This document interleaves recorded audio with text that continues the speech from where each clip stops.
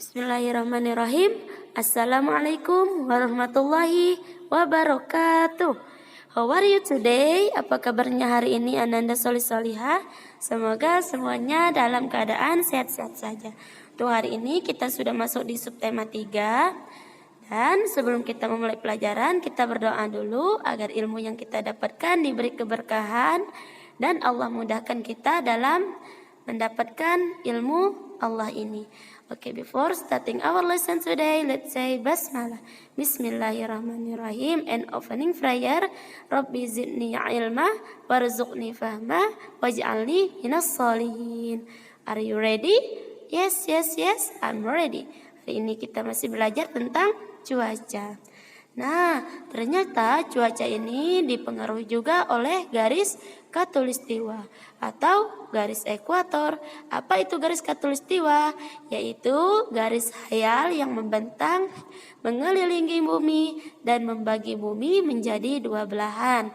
Yang ada garis berwarna merah yang Ustazah tunjukkan ini. Dan dibagi lagi menjadi dua belahan, yaitu di kutub selatan dan kutub utara.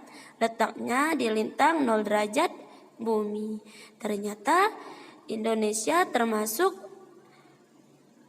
dari garis khatulistiwa, yaitu ada di mana saja, yaitu ada di Sumatera Barat, di Riau, Kalimantan Barat, Kalimantan Tengah, Maluku, dan juga Papua. Wah, ternyata banyak sekali ya bagiannya. Dan juga hal ini yang menjadikan Indonesia merupakan negara beriklim tropis. Nah, ternyata keadaan cuaca juga dipengaruhi oleh 3 unsur. Apa saja unsur ketiga ini? Yaitu ada matahari, ada air, dan juga angin. Nah, ketiga unsur ini sangat mempengaruhi perubahan cuaca dan juga tentunya di kehidupan manusia. Nah, ternyata cuaca sangat berpengaruh bagi kehidupan manusia, mulai dari ketersediaan sumber daya alam, ketersediaan alat transportasi, bahkan kelancaran aktivitas manusia sehari-hari. Nah, dan juga di Indonesia terdapat 2 musim, ada musim panas dan juga musim hujan. Nah, musim panas ini kita bisa menyebutnya biasanya dengan musim kemarau. Nah, ternyata musim ini terutama di musim hujan, apa saja yang terjadi? Nah, ternyata di musim hujan, jika salurannya tidak dibersihkan dengan baik atau banyaknya sampah yang menumpuk, bisa menyebabkan apa, Solih-Solihah? Yaitu disertai dengan angin kencang. Dan jika hujan sudah kencang berserta angin, maka akan terjadi banjir. Nah, gimana jika musim kemarau? Biasanya musim kemarau ini daun-daunan pada rontok dan juga biasanya tanah kering. Dan hal ini juga terjadinya pergantian musim kemarau dan musim hujan menyebabkan penyakit yang timbul di mana-mana. Nah, apa saja yang bisa kita lakukan untuk menghindarinya? Yaitu memakan makanan bergizi, bisa dengan berolahraga dengan rutin atau dengan teratur, dan juga dengan istirahat yang cukup. Nah, ternyata di sini kita bisa melihat ada Komang yang ingin mengirimkan surat untuk sepupunya Dayu. Isinya begini. Halo Dayu, bagaimana kabarmu dan keluarga di sana? Semoga semuanya dalam keadaan sehat. Aku bersama teman-teman ikut membantu korban Gunung Agung, khususnya warga di sekitar yang mulai mengungsi. Keadaan Gunung Agung di Bali mulai waspada. Para pengungsi membutuhkan banyak bantuan. Mereka membutuhkan pakaian dan makanan. Selimut, peralatan sekolah juga dibutuhkan. Dayu, maukah kalian membantu para pengungsi? Aku tunggu ya kabar selanjutnya darimu. Sampaikan salamku untuk keluargamu. Sampai jumpa. Salam sayang dari sepupumu Komang. Nah, di sini Komang ingin mengajak Dayu untuk ikut berpartisipasi membantu orang yang terkena bencana. Dan di sini surat itu apa? Ternyata surat adalah media untuk menyampaikan pesan dan informasi dalam bentuk tulisan. Dan juga surat biasanya bisa berisikan informasi yang ingin kita sampaikan.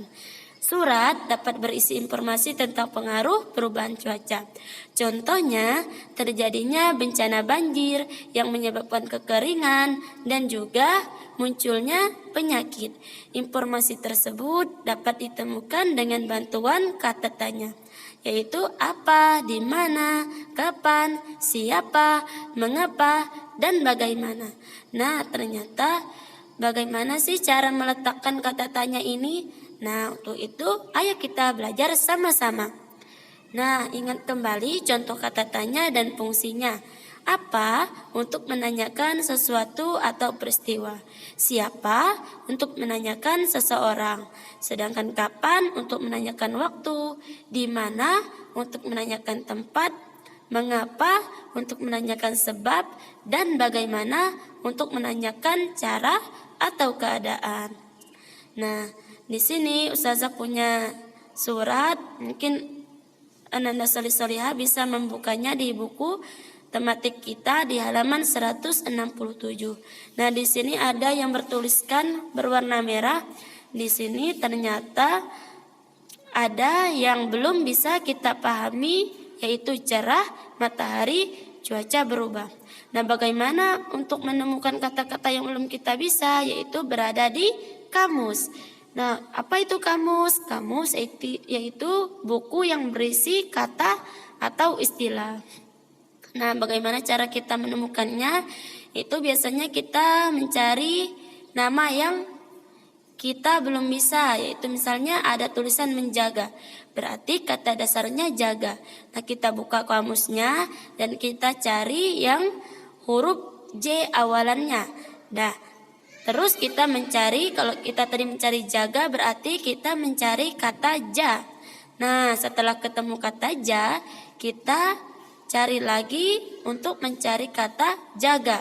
Nah, jaga itu apa artinya? Itu bisa menjadi menjaga, melihara, dan merawat. Contohnya, Udin menjaga kondisi tubuhnya dengan baik. Alhamdulillah untuk hari ini kita sudah belajar dengan baik. Semoga ilmu yang kita dapatkan diberi keberkahan dan Allah mudahkan urusan kita semua. Okay, to close our lesson today, let's say hamdalah, alhamdulillahirabbil alamin, and then kafaratul majlis prayer, subhanakallahumma wa bihamdika asyhadu an la ilaha illa anta astaghfiruka wa atubu ilaik. Oke, Ustazah tutup untuk hari ini. Ustazah tutup, wabillahi taufiq wal hidayah. Wassalamualaikum warahmatullahi wabarakatuh. Ila liqa Ananda Solihah. See you next time.